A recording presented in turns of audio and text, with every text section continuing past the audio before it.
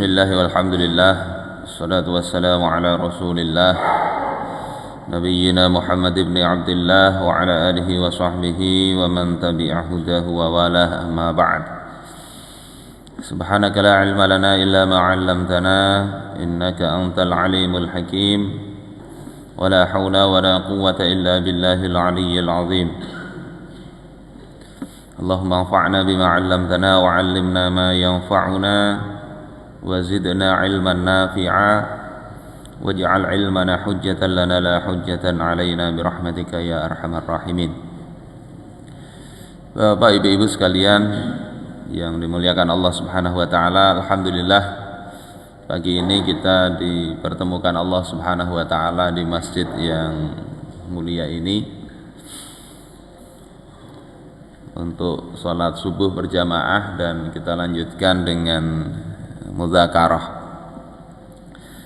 Saya ingin menyampaikan satu ayat dalam surah An-Nisa. Allah mengatakan innallaha la yaghfiru ayyushraka bih. Sesungguhnya Allah Subhanahu wa taala itu tidak akan mengampuni kalau dia itu disekutukan. Jadi ini dosa yang tidak terampuni kalau mati tidak sempat bertobat. Ini syirik ya, syirik kita nyebut begitu. Jadi kalau dosa-dosa yang lain belum sempat bertobat, meninggal, itu urusan dengan Allah di akhirat kelak. Kalau Allah ampuni, ya Allah bisa bebaskan, atau Allah siksa dulu. Tapi kalau syirik ini tidak sempat bertobat, meninggal, enggak terampuni. Wa yaghfiru ma duna dzalika liman yasha. Dan dia itu mengampuni dosa selain syirik liman yasha, bagi siapa yang dikehendaki. Jadi dosa ini ada dosa kecil, ada dosa besar. Dosa kecil itu kita dengan sholat, dengan berwudu, dengan kita bersalaman, itu berguguran dosa-dosa tersebut. Jadi sholat kalau benar khusyuk, itu sholat satu dengan yang lain menghapus dosa. Sebagaimana ketika orang itu keluar dari rahim ibu, di dalam sebuah hadis begitu. Antara sholat satu dengan yang lain. Untuk dosa kecil, kalau dia menghindari dosa-dosa besar. Yang kedua, dosa besar itu mesti bertobat. Pertama dengan menyesali, yang kedua dengan al-iqla', meninggalkan dosa itu, yang ketiga ada azam untuk tidak mengulangi. Itu tobat. 3 syaratnya itu. Dan kalau dosanya itu bentuknya adalah dia meninggalkan kewajiban, maka kewajibannya tadi harus ditunaikan. Baik kewajiban itu kepada manusia, misalnya bayar utang, atau pernah mengambil harta orang lain dengan zalim, dia kembalikan. Atau hutang itu kepada Allah Subhanahu wa taala. Enggak puasa mulai bahari, atau pura-pura puasa, sekalinya menguhup mie makan diam-diam, maka itu dihitung itu. Nggak bisa sekedar tobat saja, tetapi harus diqadha, kewajiban kepada Allah maupun kewajiban kepada manusia. Itu baru taubat. Nah, di antara dosa besar yang sangat besar ini menyekutukan Allah Subhanahu wa taala, mesti bertobat juga. Mesti bertobat. Kalau bertobat dengan cara yang benar, syarat-syaratnya terpenuhi, dosa apapun pasti diampuni oleh Allah Subhanahu wa taala. Bapak ibu-ibu sekalian yang dimuliakan oleh Allah Subhanahu wa taala, syirik itu apa sih sebetulnya? Artinya itu menyekutukan Allah Subhanahu wa taala. Memberikan bagian untuk sesuatu seperti bagian untuk Allah Subhanahu wa taala. Makanya kalau kita kerjasama bisnis itu juga disebut dengan syirkah. Ya, ada persekutuan. Ya, artinya ada mungkin bagian harta kita dengan bagian harta orang lain menyatu, berkumpul di situ. Maksudnya adalah apa? Kalau dengan terkait dengan Allah Subhanahu wa taala, syirik itu kita memberikan hak kepada hamba sebagaimana hak kepada Allah Subhanahu wa taala. Kita bisa menyembahnya atau berkeyakinan bahwasanya ada tandingan bagi Allah Subhanahu wa taala. Ini syirik. Dan ini terbagi menjadi beberapa jenis. Ya, kalau dalam macam yang kelihatan maupun tidak itu dibagi menjadi dua. Yang pertama itu adalah syirik zahir atau jali yang jelas, seperti misalnya nyembah berhala, itu jelas syiriknya. Sujud kepada makhluk, sujud kepada makhluk, kecuali nanti ada alasannya kenapa jadi bersujud ke makhluk. Ini kesandung tadi misalnya sehingga terjatuh, maka itu tidak terkategori syirik. Atau sebetulnya nggak sujud ke makhluk tapi sujud kepada Allah, kebetulan di depannya itu ada makhluk. Nah itu makanya perlu hati-hati kita. Kalau sekedar sujud ke makhluk dikatakan syirik, nanti yang di depan podium ini kayak nyembah podium yang di depan Ka'bah kayak nyembah Ka'bah, padahal maksud hati tidak begitu. Maka ini perlu kita hati-hati, kita cek ya. Ini zahir kalau memang bersujud kepada makhluk, ya, menyembah makhluk. Menyembelih hewan untuk selain Allah Subhanahu wa taala. Di rumah saya berhantu misalnya, kemudian niat nyembelih hewan untuk penunggu rumah, supaya nggak mengganggu kita. Ini dilihat. Jadi perbuatannya sama, tapi syirik itu yang lebih menentukan ada pada hati. Ketika dia menyembelih hewan itu niatnya adalah memang mengusir hantu, persembahan kepada jin di rumah ini. Ada dapat wangsit misalnya, wahai cucu sembelih kambing hitam misalnya, aku baru tidak akan mengganggu anak engkau. Kita turuti itu, niatnya memang untuk persembahan kepada penunggu rumah, maka itu terkategori syirik, syirik besar. Atau anak kita sakit terus di rumah itu kita sembelihkan itu. Tetapi kalau niatnya itu adalah memang takarrub kepada Allah, ya, nyembelih hewan takarrub kepada Allah, yang itu kita jadikan wasilah untuk kita minta perlindungan kepada Allah agar tidak diganggu oleh makhluk yang lain, maka itu tidak haram. Kita sedekah. Karena apa? Salah satu bentuk wasilah yang itu memang diperbolehkan itu adalah wasilah dengan amal soleh kita. Jadi biar punya hajat apa, bertawasul dengan amal soleh sampean. Ya ayyuhalladzina amanu taqullaha wabtaghu ilaihil wasilah. Wahai orang-orang yang beriman, bertakwalah kalian kepada Allah dan carilah wasilah kepada Allah Subhanahu wa taala. Wasilah di situ adalah apa yang mendekatkan kalian kepada Allah Subhanahu wa taala. Bisa dengan memperbanyak amal soleh berupa amal fisik, ya, kayak puasa, sholat dan sebagainya. Bisa juga dengan sedekah. Jadi perbuatannya sama-sama menyembelih, sama-sama sedekah, kemudian beda niat, satu bisa terjatuh kepada kesyirikan. Hati-hati ini. Hati-hati jangan kita terpeleset hati kita, dan hati-hati juga menuduh orang lain. Ini nampak begitu. Kemudian yang kedua ada syirik khafi, syirik yang tersembunyi. yang orang nggak tahu, bahkan mungkin yang melakukan juga tidak tahu. Yakni misalnya syirik tersembunyi itu riya, ya, berbuat sesuatu semata-mata ingin dilihat orang lain. Kalau itu yang terjadi, itu kesyirikan. Kalau bebas sama sekali dari tujuan kepada Allah, itu masuk syirik besar juga.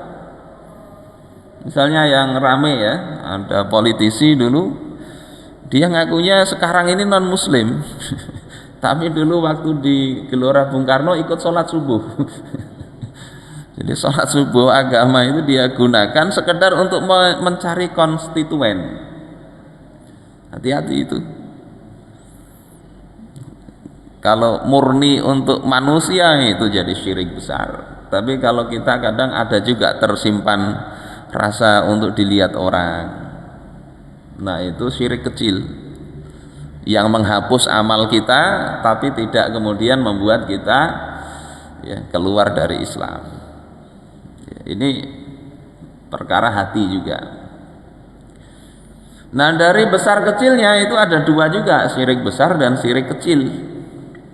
Syirik besar itu yang pelakunya keluar dari Islam, sebagaimana yang saya jelaskan tadi ya, nyembah berhala itu jelas keluar dari Islam. Beribadah kepada selain Allah subhanahu wa ta'ala, kita bukan orang agama lain, ikut ke tempat ibadah agama lain, ikut ritual mereka ya. Ini syirik besar, harus bertobat kalau mau selamat. Kemudian syirik kecil itu seperti riya tadi, ketika memang dia masih ada niat beribadahnya kepada Allah subhanahu wa ta'ala. Bapak ibu-ibu sekalian rahimakumullah, itu dari sisi besar kecilnya dan nampak atau tidaknya. Nah dari sisi yang lain, syirik ini ada yang membagi menjadi 7. Kalau kita lihat di kitab Al-Mawsu'ah Al-Fiqhiyah, jenengan bisa cek di sana juz 5 halaman 7 dan seterusnya. Kitabnya itu ada kalau tidak salah 45 jilid. Mawsu'ah Al-Fiqhiyah itu. Satu jilid itu setebal Al-Qur'an gitu. Jadi 45 berjejer.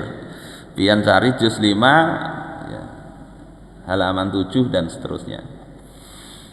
Kalau sekarang pian bisa ceknya di HP aja. Di HP ada kitabnya, download. Jadi pian punya 75 kitab ada di handphone sampean. Nah, apa yang 7 itu? Pertama disebut dengan syirkul istiqlal. Istiqlal itu artinya bebas. Menetapkan adanya 2 Tuhan atau lebih yang mereka itu saling bebas. Jadi Tuhan ada Tuhan ini, ada Tuhan itu yang bebas mereka itu, bahkan kadang-kadang memang berselisih Tuhannya. Ya, satu Tuhan dengan yang lain bisa berkelahi. Ini termasuk syirik besar juga. Nah, kalau kita lihat di masyarakat Arab waktu jahiliyah, mereka bukan cuma punya 2 tapi 360 berhalanya itu. 360 biji, masing-masing suku punya Tuhan. Dan mereka Tuhan walaupun berbeda-beda, pengikutnya saling menghormati, toleransi. Tuhan engkau Lata ya, oh iya, Tuhanku Uzza misalnya. Ada yang Hubal, ada yang Manat dan sebagainya. Berhala-berhala mereka rukun di dalam Ka'bah, nggak pernah berkelahi berhalanya.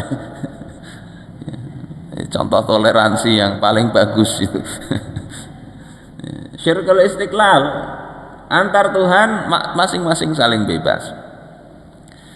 Yang kedua disebut dengan syirkut tab'id. Menyatakan tab'id itu artinya terbagi-bagi. Jadi Tuhan ini dibagi-bagi. Ini Tuhan untuk ngurusi, untuk memelihara. Ini Tuhan untuk ngurusi penghancuran. Ini Tuhan untuk ngurusi membuka pintu gerbang. Seperti ya kepercayaan orang-orang pagan dulu. Kenapa disebut Januari? Ya, kalau orang-orang pagan dulu kan menyebut itu karena untuk menghormati dewa Janus. Janus itu dewa pembuka segala gerbang. Ini menurut kepercayaan orang-orang ya, pada masa sebelum Masehi dulu, 46 tahun sebelum Nabi Isa lahir. Yang ada peringatan tahun barunya itu. Tapi sekarang kayaknya nggak ingat lagi itu, ya sekedar rame-rame. Meyakini Tuhan itu terbagi-bagi tadi, itu termasuk syirik juga, syirik besar. Ya, insya Allah di dalam Islam enggak begitu. Ya, kalau malaikat ya memang dikasih bagian tugas, betul. Tapi malaikat itu bukan Tuhan. Kemudian yang ketiga ada syirkut takrib, ya, syirik takrib. Takrib itu untuk mendekatkan diri kepada Allah. Sebagaimana syiriknya orang-orang kafir Quraisy zaman jahiliyah dulu. Mereka katakan ma na'buduhum illa liyuqarribuna ilallahi zulfa. Kami itu tidaklah menyembah mereka melainkan untuk mendekatkan diri kami kepada Allah dengan sedekat-dekatnya. Jadi syirik jenis ketiga ini menyembah sesuatu dalam rangka apa? Dalam rangka untuk mendekatkan diri kepada Allah. Allah itu dipersonifikasikan. Kalau kita nyembah Allah nggak kelihatan kan kurang mantep. Bikin berhalanya, bikin. Nah kita nyembahnya ke berhala itu dalam rangka mendekatkan diri kepada Allah. Itu syirkut takrib, syirik besar juga ini yang kadang jadi problem itu adalah kemudian kita menuduh orang lain, oh ini syirik juga, padahal orang tersebut tidak menyembah sesuatu itu. Nah di dalam ayat itu kan makna na'buduhum illa liyuqarribuna ilallahi zulfa, itu kan memang menyembah patung. Sehingga kalau tidak menyembah ya memang tidak masuk kategori syirik takrib ini. Tapi tetap perlu hati-hati siapa yang kita dekati itu. Itu masuk dalam kategori wasilah tadi ya. Kita mendekati ulama, mendekati orang-orang soleh dalam rangka apa? Dalam rangka karena Rasulullah itu senang kita dekat-dekat dengan orang yang baik. Dengan itu kita berharap Allah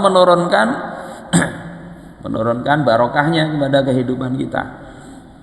Kalau seperti itu maksudnya ya tidak syirik lah, tidak. Ini jenis ketiga. Tapi kalau kita berkeyakinan ini orang ini adalah orang dekat Allah Ta'ala, kemudian kita berkeyakinan pula Allah itu kalau berdoa harus lewat sini. Kalau nggak lewat sini nggak akan didengar. Nah ini bahaya. Seolah-olah Allah Ta'ala itu nggak bisa mendengar doa kalau secara langsung. Jangan sampai ada keyakinan seperti itu. Minta didoakan orang boleh, minta didoakan orang soleh itu boleh. Tapi kalau kita berkeyakinan ada i'tiqad bahwasanya doa itu tidak akan sampai kepada Allah tanpa orang tersebut, ini bisa terkategori masuk syirkut takrib. Ini perlu hati-hati. Kemudian yang keempat itu syirkut taklid. Apa itu? Yakni beribadah kepada selain Allah juga. Intinya menyembah selain Allah. Alasannya apa? Karena ikut orang lain. Nah ini orang-orang umumnya orang Arab jahiliyah dulu itu syiriknya jenis ini. Kalau syirik jenis kedua tadi menyembah berhala, dalam hatinya ini kami nggak nyembah berhala karena berhalanya, tapi karena Allah Subhanahu wa Ta'ala. Itu orang-orang alimnya di kalangan kafir Quraisy begitu. Tapi orang awamnya sekedar ikut saja. Sama. Itu syirik jenis keempat. Kemudian yang kelima, ini syirik ini ya banyak bahayanya sampai saat ini, itu adalah berhukum dengan selain apa yang diturunkan Allah Subhanahu wa taala, dengan meyakini bahwasanya selain Allah taala itu bisa menetapkan hukum yang baik. Ini jenis kelima, ini syirik juga. Seolah-olah Allah Subhanahu wa taala itu nggak mampu menentukan hukum, mengatur alam semesta. Kalau sampai punya keyakinan begitu, naudzubillah. Atau hukum Allah Subhanahu wa taala itu nggak boleh berlaku, harus izin kepada manusia. Kalau diizinkan, ditetapkan, baru boleh. Kalau menganggap Allah nggak berkuasa seperti itu, ini masuk kategori kemusyrikan. Allah katakan di dalam surah At-Taubah ayat 31, yang ini diceritakan oleh Imam At-Tirmidzi, bahwasanya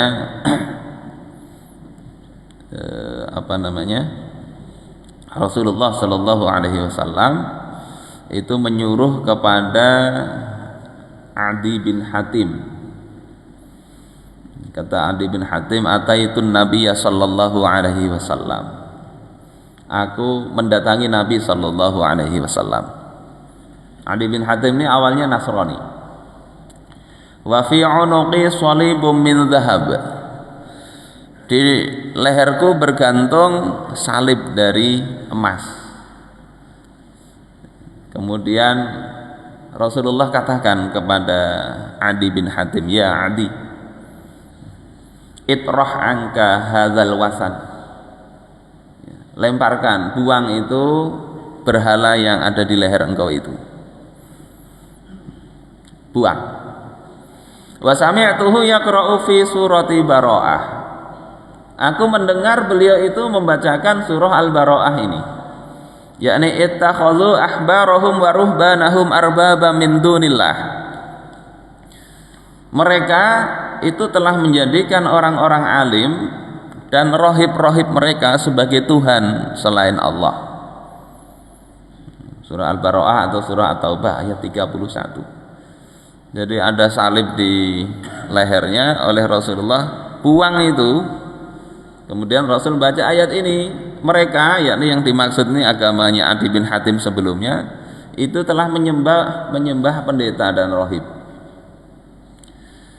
Kemudian Adi bin Hatim mengatakan, ya, mereka itu enggak menyembah mereka ya Rasulullah. Jadi kami itu kadang ada menyembah pendeta, rohib, kan ada. Kemudian Rasul katakan, ama innahum lam yakunu ya'budunahum. Ya betul, mereka itu enggak menyembah pendeta dan rohib. Walakinnahum kanu idza ahallu lahum syai'an istahalluh. Akan tetapi ketika pendeta dan rohib itu menghalalkan sesuatu untuk mereka, maka mereka kemudian menghalalkannya juga. Wa idza harramu alaihim syai'an harramu, ketika mereka mengharamkan sesuatu untuk mereka, mereka akhirnya haramkan juga. Apa yang dihalalkan Allah diharamkan oleh pemimpinnya, kemudian dia ikut setuju, manut aja. Sebaliknya juga, yang halal diharamkan atau yang haram dihalalkan sama. Ketika manut saja, itu yang dimaksud dengan menyembah rohib dan pendeta. Bapak ibu-ibu sekalian rahimakumullah, ini yang bahaya juga dalam kondisi sekarang ini kalau nggak kita jaga akidah kita ini. Ada keputusan, ada ketetapan hukum yang itu bertentangan dengan ketetapan Allah Subhanahu wa taala. Minimal dalam hati kita nggak boleh ridho, nggak boleh senang. Apalagi kemudian mencari-cari alasan sesuatu yang bertentangan dengan ketetapan Allah itu, kita katakan cari alasannya bahwasanya itu wajib kita taati. Ini kan yang berat juga. Tapi minimal kita ketika ngerti tata hati itu bertentangan dengan ketentuan Allah, kita berlepas diri dari itu. Insya Allah kalau seperti itu masih selamat. Ya, kata Rasulullah itu kan prinsipnya itu apa dalam hadis itu, man ra'a minkum mungkaron falyughayyirhu biyadihi. Siapa di antara kalian melihat kemungkaran, ubah dengan tangannya. Maksudnya kalau punya kekuatan, kekuasaan, gunakan itu. Kalau dia pemimpin, ada anak buah dalam apa kepemimpinannya melakukan kemungkaran, hendaknya dia cegah. Nggak cukup dengan dalam hati, nggak cukup. Jadi statusnya apa dia itu? Fa illam yastati' fa bilisani. Kalau tidak mampu, nggak punya kekuasaan apa-apa, kita larang, kita cegah, malah kita yang ditangkap. Maka dengan lisan, dengan lidah nasihati baik-baik. Wa illam yastati fa biqalbi. Kalau nggak mampu juga menjelaskan, kita ngomong malah diperkarakan, fa biqalbi, maka dengan hati. Wa dzalika ad'aful iman, dan dengan hati itu adalah selemah-lemah iman. Maka hendaknya jangan selemah-lemah iman itu, hendaknya ya paling enggak ngomong lah. Kata Rasulullah, la yahqir ahadukum nafsahu, dalam sebuah hadis ya, janganlah kalian itu menghinakan diri kalian sendiri.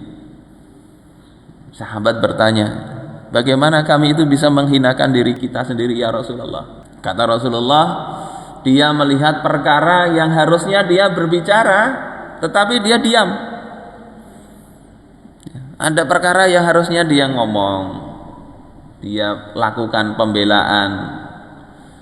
Ketika misalnya agama Allah Subhanahu wa taala itu dilecehkan atau mau disimpangkan, dia diam. Maka kelak di hari kiamat dia akan ditanya oleh Allah Subhanahu wa taala, kada wa kada, apa yang mencegah engkau, menghalangi engkau untuk berbicara dalam perkara ini dan ini?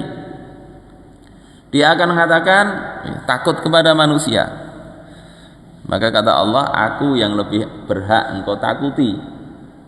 Artinya apa? Berhati-hati juga kalau kita harusnya bicara kok kita malah diam, atau sebaliknya kita harusnya diam kita malah bicara. Ini bisa kita lihat para ulama-ulama dahulu itu, mereka nggak segan-segan berbicara itu, menasihati dengan terang-terangan maupun dengan sembunyi-sembunyi. Bapak ibu-ibu sekalian rahimakumullah, ini untuk perkara yang memang sudah mujma' alaih. Mujma' alaih itu sudah adanya kesepakatan, ya, kesepakatan, apa, konsensus, ya, ijma' sahabat, tidak ada perbedaan lagi di kalangan para ulama kaum muslimin, ya, itu dilanggar maka harus diingkari. Tapi kalau perkara yang memang masih ada ikhtilaf, ya, khilafiyah tadi, maka kita tidak mengingkarinya, tidak, kita hendaknya bertoleransi. Masalah ikhtilaf yang muktabar. Kalau ikhtilaf yang sekarang ini, semua hal bisa jadi ikhtilaf. Ya. Sama homoseksual saja akhirnya juga jadi ikhtilaf kan. Ada orang-orang yang dilabeli ulama yang mendukung itu. Kalau itu ya kita anggap itu penyimpangan. Ya. Beda pendapat yang merupakan penyimpangan maka harus tetap dilawan, dalam artian disampaikan bahwasanya itu bertentangan dengan Islam. Tapi beda pendapat yang memang sudah itu terkenal di kalangan para ulama, hendaknya memang toleransi, hormati perbedaan itu. Ya, beda penafsiran, beda penilaian hadis dan sebagainya, itu hal yang wajar. Kemudian yang perlu juga diperhatikan bahwasanya tidak setiap orang itu perbuatannya tidak sesuai dengan ketentuan Allah itu langsung bisa kita cap ini keluar dari Islam, ini kafir. Tidak begitu. Walaupun ada ayat Allah katakan wa man lam yahkum bima anzalallah faulaika humul kafirun. Siapa yang tidak berhukum dengan apa yang telah Allah turunkan, maka mereka itulah orang-orang yang kafir. Ayat ini ya, jelas betul dalam Al-Quran surah Al-Ma'idah ayat 44. Tetapi kafirnya itu hanya dalam satu hal, yakni apa? Misalnya di dalam tafsir Ibnu Katsir dari Ibnu Abbas itu mengatakan man jahada ma anzalallahu faqad kafar. Siapa yang dia mengingkari apa yang telah Allah turunkan, maka dia itu yang kafir. Ini dalam perkara yang tadi, yang tidak ada perselisihan. Wa man aqarra bihi wa lam yahkum fahuwa zalimun fasiq. Ya, tapi siapa yang mengakui itu tapi tidak melakukan, maka itu zalim atau fasik. Tidak dikafirkan. Jadi ini di tafsir Ibnu Katsir. Di tafsirnya orang Nusantara ya, di kitab Marahul Labid itu juga mengutip perkataan Ikrimah wa man lam yahkum bima anzalallah munkiran lahu biqalbihi wa jahidan lahu bilisanihi faqad kafar. Siapa yang tidak berhukum dengan apa yang Allah turunkan, mungkiran lahu biqalbih, dia ingkari dengan hatinya, wajahidan lahu bilisani, dia tolak dengan lidahnya, faqad kafar, sungguh dia telah kafir. Ini tafsir Marahul Labid. Jadi hati-hati juga. Ketika hukumnya sudah jelas, nggak ada perbedaan pendapat di kalangan ulama, ayatnya jelas, hadisnya jelas, jangan ditolerir itu. Wah, atas nama toleransi nggak apa-apa, jangan. Bisa jatuh ke sini. Begitu juga di tafsir Al-Qurtubi dan tafsir-tafsir yang lain. Jadi ini bukan hal yang aneh ini, bukan hal yang radikal atau apa, tidak. Memang dalam Islam itu ada batasan orang yang melanggar itu dikatakan kafir itu ya ada, dan itu mesti kita ketahui supaya kita tidak terjatuh ke situ. Bukan kemudian kita bahas ini kemudian oh ini takfiri, enggak begitu. Sehingga ketika itu enggak ada yang mau membahas, kemudian masyarakat enggak jelas lagi itu. Ini melanggar ini apa hukumnya? Ini di dalam Sulamut Taufik itu lebih tegas lagi, itu pembahasannya panjang ketika membahas bab tentang murtad, termasuk sampean baca kitab Tuhfatur Raghibinnya Syekh Muhammad Arsyad Al-Banjari. Nanti banyak katanya nggak mau orang Arab, ya sudah orang Banjar sendiri. Orang Banjar sendiri sama itu, sama penjelasannya sama. Menganggap agama yang selain Islam itu betul atau sama saja, atau mereka itu juga nanti berhak selamat di akhirat, faqad kafaro, itu sama. Dan ini banyak yang berpandangan begitu di kalangan akademisi. Alasannya sudah macam-macam lah. Na'udzubillah, hati-hati kita jaga akidah kita ini. Memang betul ya, agama selain Islam itu sebelum Islam turun ya mereka selamat selama mengikuti ajaran Nabi mereka masing-masing. Jadi itu betul, tapi itu nggak berlaku setelah Nabi Muhammad diutus. Bapak ibu-ibu sekalian yang dimuliakan Allah Subhanahu wa taala, jenis 1 sampai ke 5 ini tidak ada ikhtilaf, itu telah keluar dari Islam, itu syirik besar. Kemudian yang ke-6 itu ada syirkul aghrad. 6 dan 7 ini tidak masuk dalam syirik besar, kecuali nanti dalam ada ketentuannya jadi syirik besar. Syirkul aghrad itu tujuan, yakni dia beraktivitas untuk tujuan selain Allah Ta'ala. Seperti riya tadi lah, sholat tujuannya untuk dapat suara yang ada dalam dirinya, dominannya selain Allah Ta'ala. Ini syirik yang keenam, syirik kecil, merusak amal. Kemudian ada syirkul asbab, yakni menyandarkan akibat hanya kepada sebab-sebab kebiasaan. Nah ini banyak juga, hilang tawakalnya kepada Allah Subhanahu wa Ta'ala. Ini ada dua kondisi. Pertama, kalau dia yakin betul sesuatu itu sebabnya ada terlepas dari Allah Subhanahu wa Ta'ala, itu masuk syirik besar.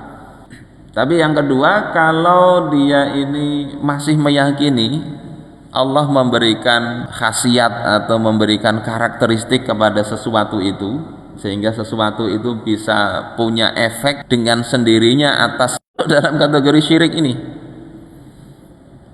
Tapi ketika ada keyakinan ini Allah juga yang ngasih khasiat, tapi kemudian karena khasiat inilah maka obat itu menyembuhkan. Nah ini beda pendapat para ulama.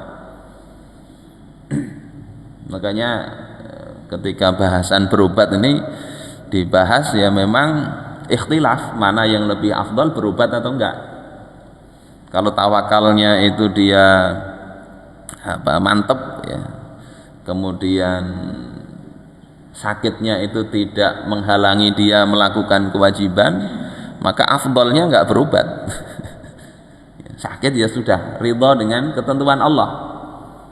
Sebagaimana Ummu Zufar, beliau sakit ayan, di dalam hadis sahih diceritakan datang kepada Nabi minta didoakan supaya sembuh.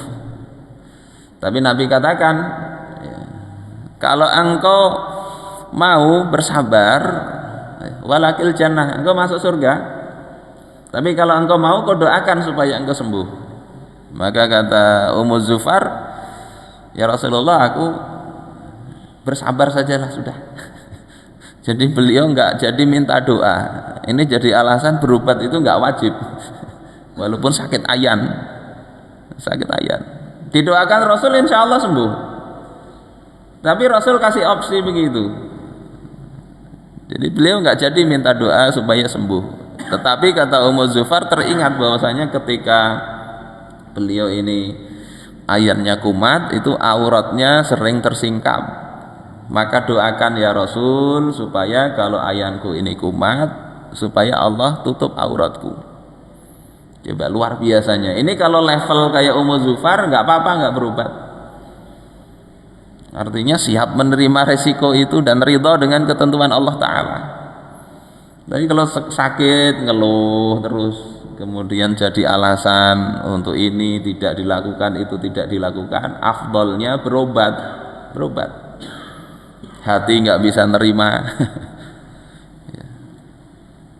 Ini obatnya sendiri itu yang memberikan kesembuhan Allah Subhanahu wa Ta'ala. Maka jangan sampai juga berserah dirinya kepada dokter. Ini menata hati itu nih. Allah jelas katakan dalam Al-Quran itu tentang Nabi Ibrahim, wa idza maridtu fahuwa yashfin.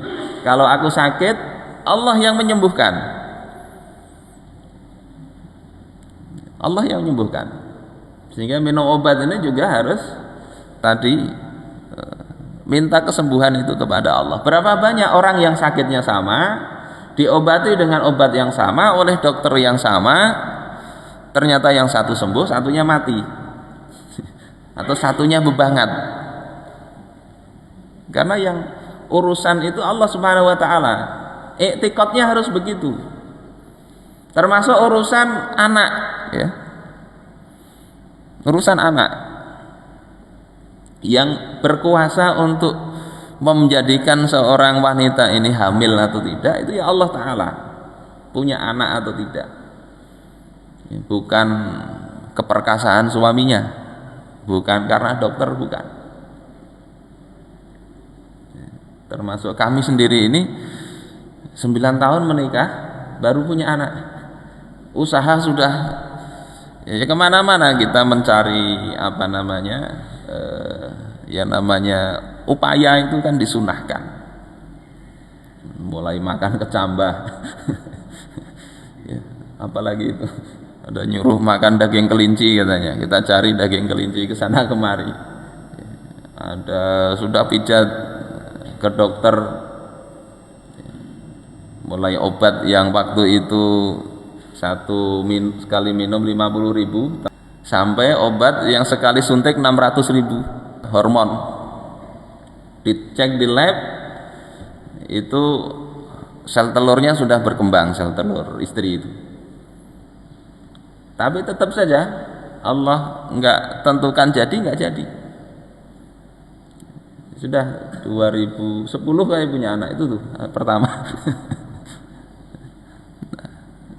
2008 sudah nggak usah obat-obatan lah, sudah kalau memang Allah nggak beri anak ya sudah nggak usah punya anak, insya Allah nggak apa-apa. Kadang Allah itu ingin membersihkan sama sekali dari upaya-upaya begitu ya, untuk meneguhkan bahwasanya ini urusan semata-mata Allah yang kasih, Allah yang kasih. Dokter itu di Jakarta dulu nyaranin sudah bayi tabung aja. Kita akan berpikirnya logis juga. Pasien sampean berapa? 7, yang bayi tabung itu 7. Yang hamil berapa? Berhasil 5. Apakah berhasil sampai lahir? Enggak, kata dia. Keguguran 3. Jadi dari 7 itu yang berhasil betul-betul sampai jadi anak itu 2.